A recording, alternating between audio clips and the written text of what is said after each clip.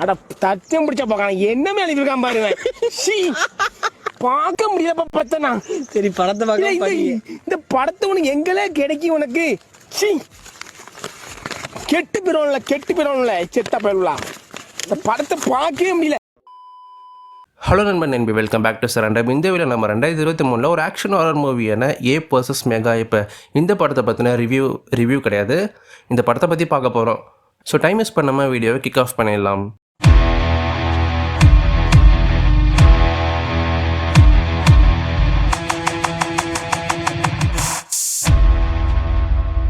ஏப் versus mega ஏப் இந்த படத்தை நான் பார்க்குறதுக்கு ஒரு ஒன் ஆஃப் த ரீசன் இல்லை, ஒன் அண்ட் ஒன்லி ரீசன் எதுனா இந்த படத்தோட ட்ரெய்லர் தான்.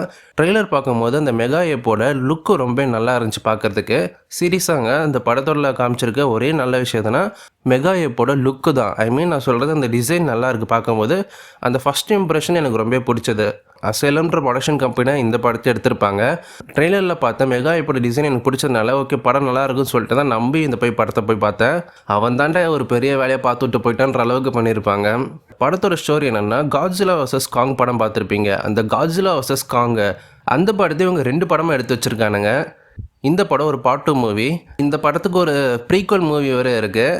எனக்கே ஆச்சரியமாக தான் இருக்குது கேட்கும்போது. சார் நான் ஏப் வர்சஸ் மெகா ஏப் பார்ட் 2, எனக்கு முன்னாடி பார்ட் 1 ஏப் வர்சஸ் மாஸ்டர்னு ஒரு படம் இருக்குது. டேய் நான் உன்னை பார்க்கறதே பெரிய விஷயம், பார்ட் 1 வேறையா? பார்ட் 1 ஏப் வர்சஸ் மாஸ்டர் அந்த படத்தில் நம்ம காட்ஜிலா வர்சஸ் காங் அந்த கதையை தான் பார்த்தீங்கன்னா எடுத்திருப்பானுங்க. நம்ம பார்த்த காட்ஜிலா வர்சஸ் காங் படத்தில் காட்ஜிலாக்கும் காங்கும் சண்டை நடக்கும், ஒரு 3 முறை பார்த்தீங்கன்னா சண்டை நடக்கும். அண்ட் அதுக்கப்புறம் கிளைமேக்ஸில் மெகா காட்ஜிலா இறக்கி விட்டு 2 பேரும் டீம் அப் பண்ணி மெகா காட்ஜிலா டிஃபீட் பண்ணுற மாதிரி காமிச்சிருப்பாங்க. காட்ஜிலா காங் இவங்க 2 பேருக்கும் நடக்கிற அந்த சண்டையை பார்த்தீங்கன்னா ஏப் வர்சஸ் மாஸ்டர்னு சொல்லி தனியாக ஒரு படத்தை எடுத்து வச்சுருக்கானுங்க. அண்ட் கிளைமேக்ஸில் மெகா காட்ஜிலா கூட நடக்கிற அந்த சண்டையை ஏப் வர்சஸ் மெகா ஏப்புன்னு சொல்லி தனியாக இன்னொரு படத்தை எடுத்து வச்சிருக்கானுங்க. மனுஷங்க இந்த மாதிரியான மான்ஸ்டர்ஸ் கிட்டேருந்து தப்பிக்கிறதுக்காக அவங்க சைட்லேருந்து பார்த்தீங்கன்னா ஒரு ரோபோட்டை உருவாக்குறாங்க. அதுதான் மெகா ஏப்புன்ற இந்த ரோபோட்டை. அந்த ரோபோட் பார்த்தீங்கன்னா மேல் ஃபங்க்ஷன் ஆகி அவங்களுக்கு எதிராகவே திரும்புது. இது தடுக்கிறதுக்காக ஏப் நம்ம குரங்கு ராஜா பார்த்தீங்கன்னா களம் இறங்குறாரு.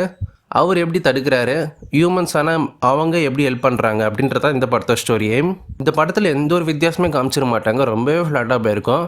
படத்தில் காமிச்ச ஒரே நல்ல விஷயம்னா அந்த மெகா ஏப்போட அந்த லுக்கு மட்டும்தான். அந்த டிசைன் ரொம்ப நல்லா இருக்குது பார்க்குறதுக்கு. அண்ட் ஏப் ஃபஸ்ட் படத்தை கம்பேர் பண்ணும்போது ஏப்போட டிசைன் இப்போ பரவாயில்ல, பட் நல்லா இருக்குன்னு நான் சொல்லலை. ஃபஸ்ட் படத்தோட டிசைனை பார்க்கும்போது இப்போ பரவாயில்லன்னு நான் சொல்லுவேன். ஃபஸ்ட் படத்தில் கரண்ட் அடித்த நோஞ்சா மாதிரி இருப்பான்.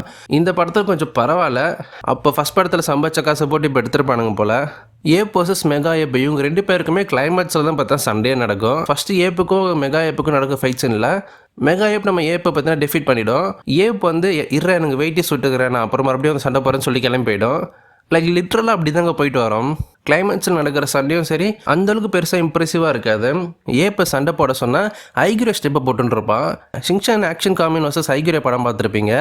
அதில் ஐகிரோன்ற வில்ல அங்கே இருக்க மக்களை கண்ட்ரோல் எடுத்துருவான். அவன் கட்டுப்பாட்டில் இருக்கிற மக்கள் எல்லாருமே இந்த ஒரு ஸ்டெப்பு தாங்க போடுவாங்க. ஐகிரே என்னோட ஐகிரோ ஸ்டெப்பை போட்டுருக்க. அண்ட் இதை ஃபாலோ பண்ணி இந்த படத்தில் நடிச்ச ஆக்டர்ஸ் எல்லாருமே ஓகே, அவங்க கொடுத்துருக்க கேரக்டர்ஸை ரொம்ப டீசெண்டாக தான் பண்ணியிருக்காங்க.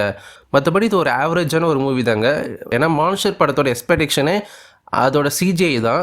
சிஜிஐ நல்லா இருந்தால் தான் அந்த மான்ஸ்டர் படங்கள் எல்லாமே ஒர்க் அவுட் ஆகும். ப்ளஸ் ஸ்டோரியும் முக்கியம் தான், பட் ஃபஸ்ட் இம்ப்ரெஷனே அந்த சிஜிஐ தான். அதிலே இவங்க கோட்டை விட்டுட்டாங்க. இந்த படம் பார்த்து முடிச்சதுக்கப்புறம் எப்படி ரிவ்யூ கொடுத்துருக்காங்கன்னு சொல்லி போய் செக் பண்ணி பார்த்தேன். IMDbல ஒரு வார்த்தை போட்டிருப்பானுங்க, நம்ம விவேக் சொல்கிற மாதிரி ஸ்னேகான்ற அந்த ஒரு வார்த்தையில் விழுந்துட்டேன்ற மாதிரி. Ape versus mega ape is another masterpiece from the global asylum டீமா. அசைலம் டீம் கிட்டேருந்து வந்த இன்னொரு மாஸ்டர் பீஸான மூவியா. இந்த படம் ஒரு பி கிரேட் மூவி தான், லோ பட்ஜெட்டில் எடுக்கிற படம். அசைலம் கம்பெனின்றது நிறைய பெரிய ஹிட்டான படங்களை ஜஸ்ட் லோ பட்ஜெட்டில் எடுத்து அதில் ப்ராஃபிட் பண்ணக்கூடிய ஒரு கம்பெனி. அந்த பெரிய படங்களுக்கு இருக்கிற அந்த ஒரு ஃபேமை பற்றின இவங்க எடுத்துப்பாங்க. அந்த ஃபேமை வச்சு லோ பட்ஜெட்டில் படங்களை எடுத்துகிட்டு சின்ன ப்ராஃபிட்டை பற்றின இவங்க எடுத்துப்பாங்க. இந்த மாதிரி இவங்க நிறைய படங்கள் பண்ணியிருக்காங்க.